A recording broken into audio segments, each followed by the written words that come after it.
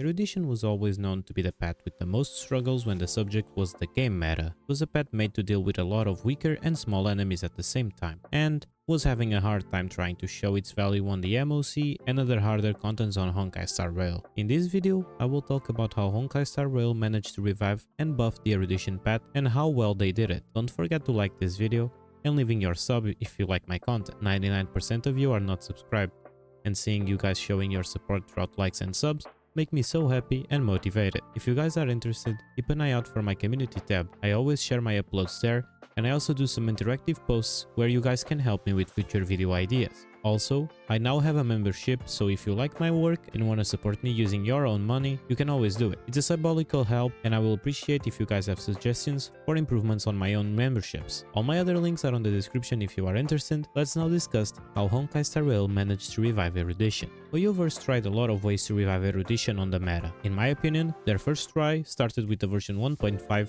with both the new relic set and a new Erudition limited character. The Ash Blazing Grand Duke relic set was one of the two relics launched on the version 1.5, with the focus on being a relic set with the purpose of buffing follow-up attacks, which, at a time, was something most of the Erudition characters had on their kits. This set was the first try to buff the Erudition path, since it was helping almost all of the characters from this path at the time, and easily become one of the best relic options for them. And the second try to revive Erudition path was, in my opinion, with the launch of a new Erudition character, Argenti.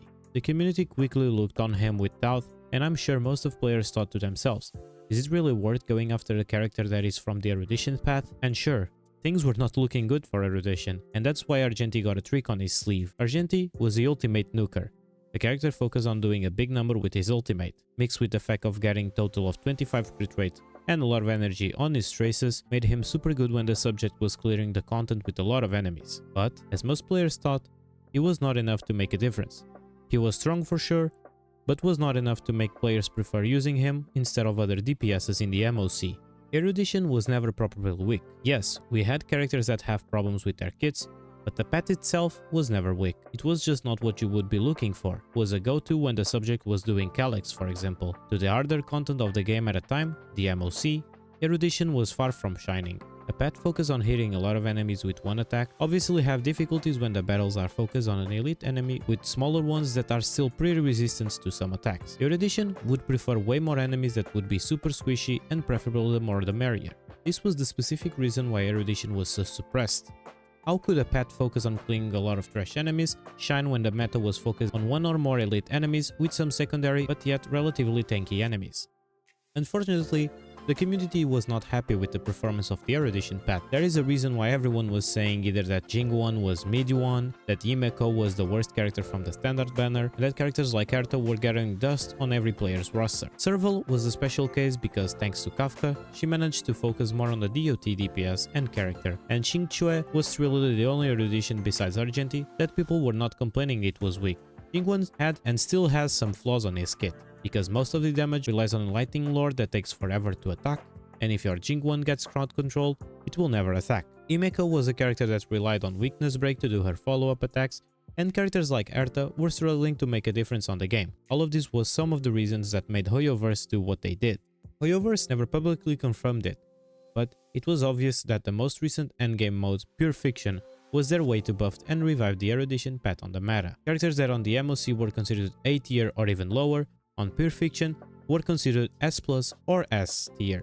Pure Fiction put an end to the destruction meta, since on this mode you do have an elite enemy, but you have trash enemies that keep respawning, and since all of these mobs are weakened, it's way more valuable having a character that can hit everyone on the field for a decent amount of damage, instead of someone who only hits 1 or 3 enemies for a lot of damage. This immediately put characters like Argenti and Erta, who could hit every enemy on the field, into S+ tier. The strategy changes from killing bosses and elites into killing a lot of mobs with just 1 or 2 elite enemies, something we were not ready first, but that was truly needed if we wanted Erudition to have more recognition. I remember seeing players doing hyper carries on Pure Fiction firstly. With time, we all learned that we really don't need that. All we need is characters that can attack a lot of times and a lot of enemies at the same time, so you don't even need to run a sustainer. This for sure made some pets lose a lot of value. The Hunt pet, being focused on a single target, of course lost most of its value. except for Scylla, because of the fact she can attack a lot of times. The Destruction Kings, Dunhang and Jingliu also lost some of their value due to the fact that we don't want to attack only 3 enemies now, and the Path of Preservation and Abundance also suffered a little bit since it stopped being needed to have a sustainer. Players took some time to adapt into the fast meta changes, and some even are not fully aware of the importance Erudition now has on the game meta. Players were never used to play Erudition characters, and some never pulled on any Erudition character before. I remember seeing a lot of players complaining they regret missing on Argenti, for example. But in the end, it's possible to clear the content with just a freak Erudition characters, and this is something that will take some time to all players to adapt. Thanks to Perfection, most of the Erudition characters are now on the higher tiers possible, and for sure it was a genius way of HOYO-verse to find a way to revive this pet that was being so suppressed by other pets. But will it be like this forever?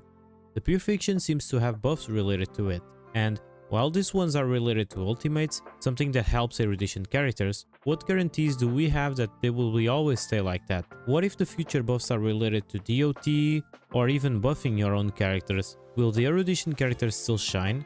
In my opinion, even if the buffs are not totally related to the Erudition path, it will always be a good choice to have at least one Erudition on your team when you want to clear Perfection, and I will always take advantage of the trash enemies and the respawn battle format of this mode. This was a mastermind move from HOYO-verse to revive an old and outdated path. I hope you have liked this video. Don't forget to leave your like and subscribe to change that at 99% non-subscribers.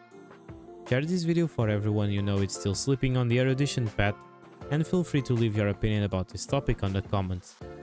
Thank you so much for watching this video, it was a pleasure having you from that side. And also, a special thanks for my members, you guys are amazing for trying to support me. Bye bye everyone, see you all in the next video. See ya.